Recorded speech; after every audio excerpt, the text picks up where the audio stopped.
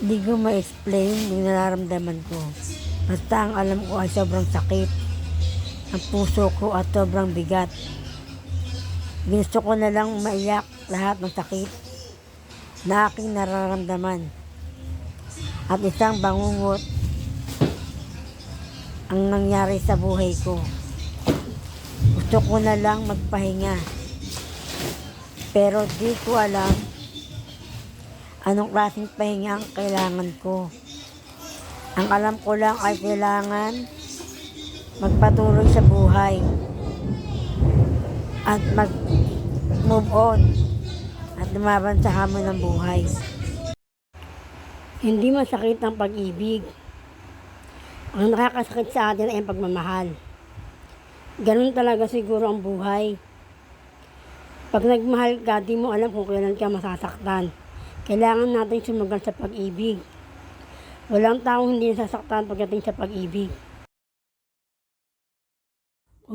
Kung ikaw ay magmamahal, piliin mo yung taong handa kang ipaglaban at handang mahalin ang iyong buong pagkatao sa pintasan. At piliin mo yung taong handa mag-stay sa'yo hanggang dulo.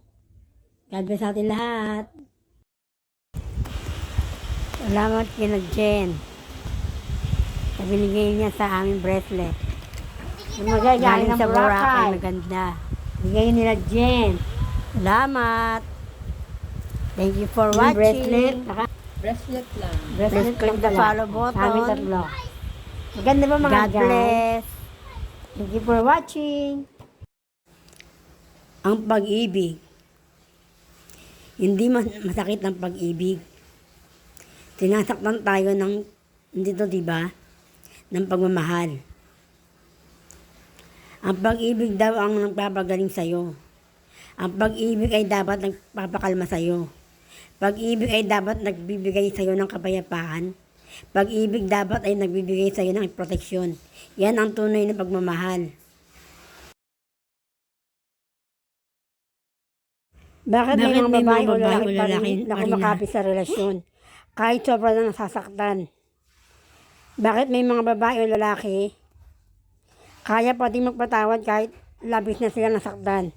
May mga babae o lalaki na madaling sumuko kapag sila nasaktan na. Siguro nga hindi tayo pareho, kaya pahalagaan mo ang taong pinili mo. Kasi kahit ano pa ang ugali nila, kasama yun sa pagpili natin sa kanila. Kasi pag sila naman